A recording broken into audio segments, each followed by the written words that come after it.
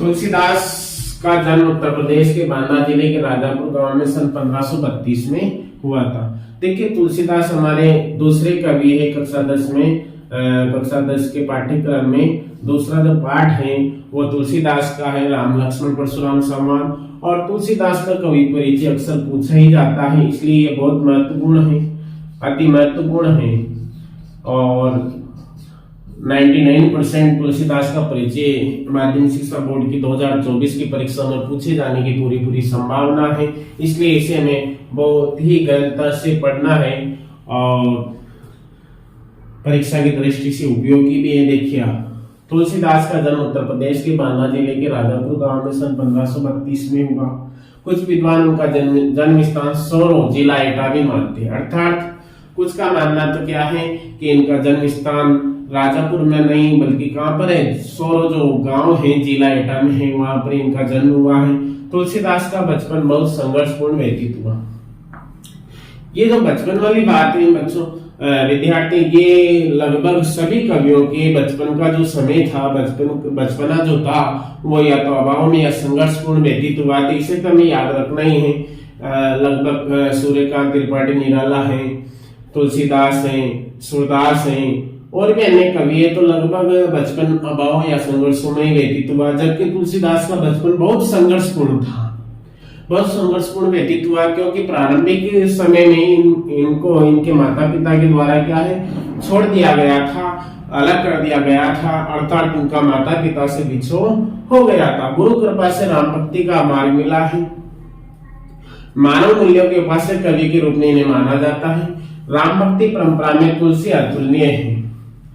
राम भक्ति परंपरा में अर्थात हमारे भक्ति काल में दो शाखाएं होती है, एक तो सगुण काव्य धारा और एक निर्गुण काव्य धारा। सगुण काव्य धारा में कृष्ण काव्य धारा और दूसरी होती है राम काव्य धारा, या रामाश्रयी शाखा और कृष्णाश्रयी शाखा।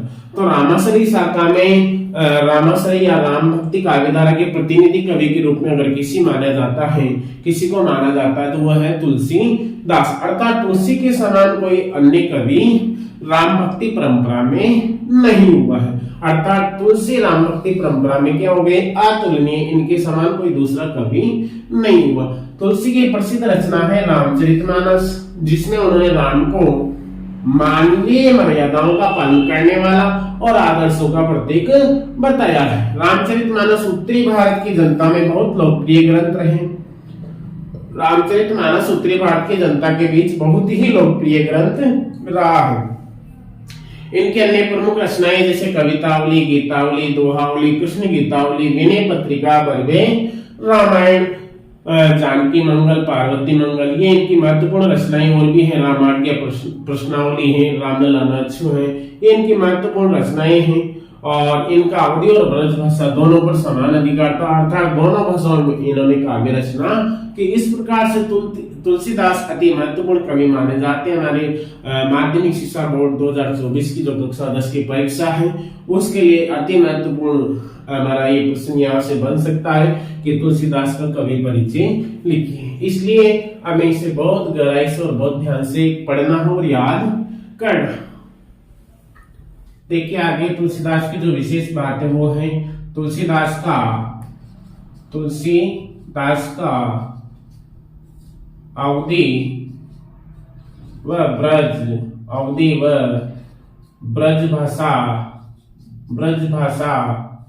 पर समान अधिकार, अर्थात दोनों में काव्य रचना करते थे, समान अधिकार है यथा। अर्थात तुलसीदास जो है अवधि और ब्रज भाषा पर, तुलसीदास का अवधि और ब्रज भाषा पर क्या है समान अधिकार था, अर्थात दोनों भाषाओं में इन्होंने काव्य रचनाएं की हैं। और अंत में 1623 ईस्वी में सन 1623 में काशी में तुलसीदास का क्या हो जाता है, निधन हो जाता है। तुलसीदास का निधन हो गया। देखिए सन 1623 में काशी में तुलसीदास का निधन हो गया है, देहावसान हो गया। आगे एक और महत्वपूर्ण बात है, एक एक पंक्ति में हम एक एक बात को स्पष्ट करते हुए चलेंगे। तुलसीदास ने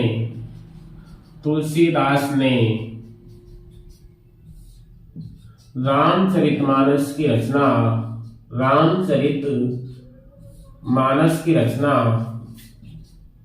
तुलसीदास ने रामचरितमानस की रचना अवधी भाषा में किए। किसमें किए? अवधी भाषा में किए।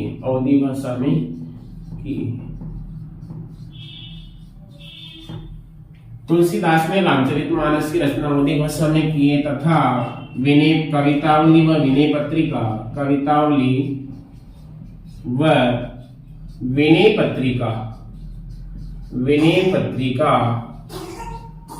विनय पत्रिका की रचना ब्रज भाषा में की। कौन सी भाषा में की? ब्रज भाषा में की।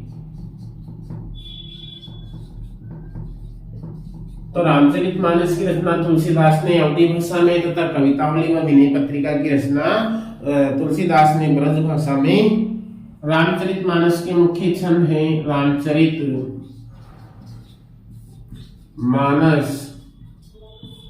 के प्रमुख छंद देखो, प्रमुख छंदों में चौपाई है,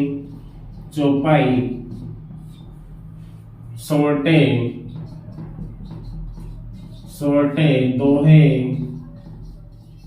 व हरि गीतिका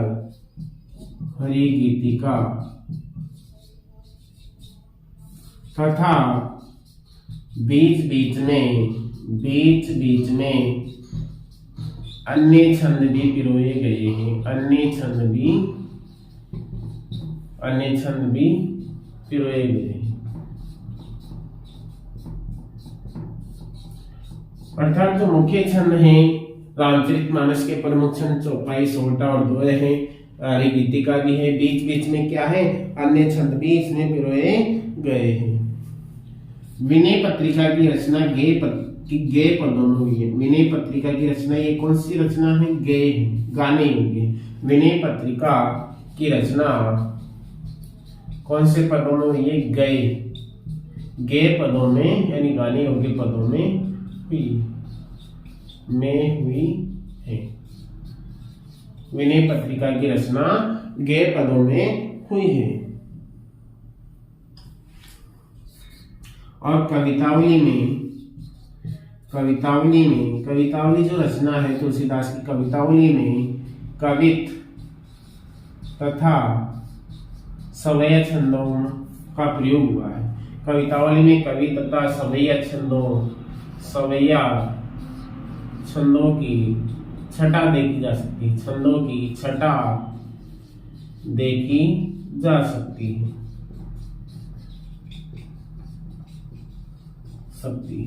इस प्रकार से कवितावली में कवित्व और सवैया छंदों का प्रयोग हुआ है। और तुलसीदास ने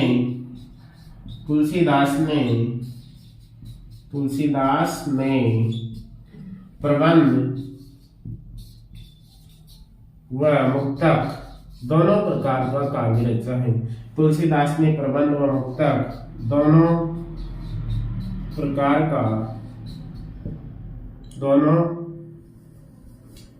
का काव्य रचा है।